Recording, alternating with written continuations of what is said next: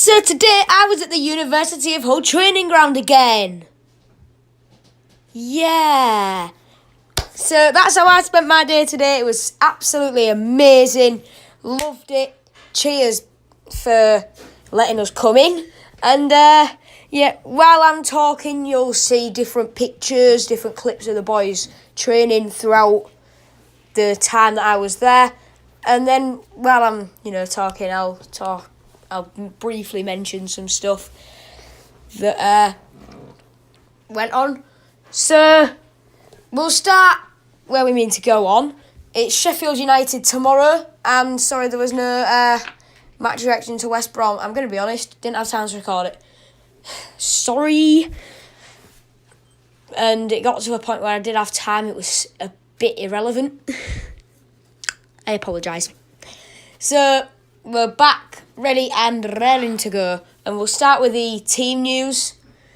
Stephen Kingsley and Angus MacDonald remain out. But we had two injuries the other day. It was Rhys Burke and Markus Henriksen. Markus was there today. He was at the training ground today. But he wasn't doing any... He wasn't actually getting involved. He was more wandering around the pitch and then saying hello to the coaches, having a chat to them, just having a little wander around. When he came over and spoke to us at the end, my dad asked if he would be playing tomorrow and he said, maybe, probably not. And then Rhys Burke wasn't there at all, so I can imagine him missing tomorrow's game and maybe the rest of the season. Let's hope not, though. But as for Sheffield United, they are very, very good team. Obviously, they're up in second place now, I think.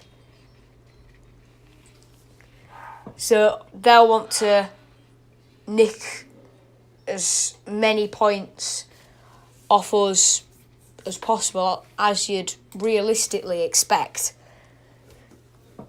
And then there's been something bounded around saying, let's lose so that Leeds don't get promoted. But no, that's honestly just stupid.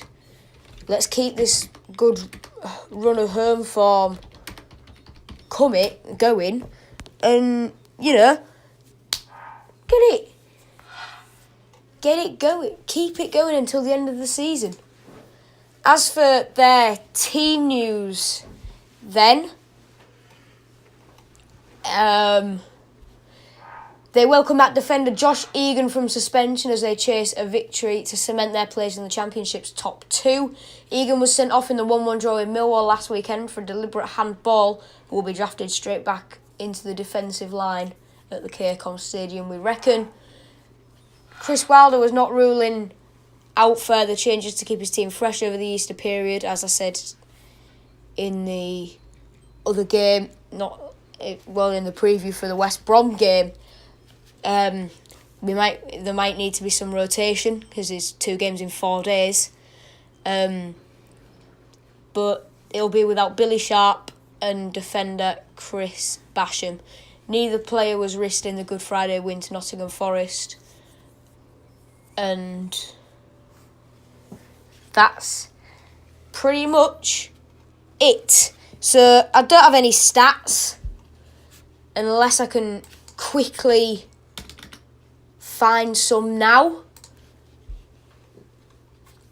while I'm just looking at it. Nah, I can't. So we'll just get straight into the predicted team then, and I'm gonna go first. Well, what am I on about? I'm gonna go first. I'm saying, what I mean to say is that all the pictures will be me with the players at the training ground. Right? Let's rock. So, in goal, has to be Marshall. George Long is a brilliant keeper, but I don't see Marshall getting dropped. It's Kane at right back, Lehigh at left back, 2 centre backs, Jordy, Wijs, and I'm gonna go Robbie McKenzie because we saw Wijs and McKenzie practicing headers from balls whipped in, whether it was heading them away, but we're mostly heading them into the goal. So, but with it being them two and not Robbie and not Jordy and Ridgewell or Robbie and Ridgewell, I can see it being them two. 2 centre mids. I'm gonna go with. I forgot to ask Nigel why Pugh wasn't playing the other day, but I'm gonna go with Dan Batty and Jackson Irvine. I'm gonna go with Bowen on the right, Kamil Grzycki on the left, with Pugh behind Fraizer Campbell. The bench I'm going for is... I just need to get my document up because it isn't working.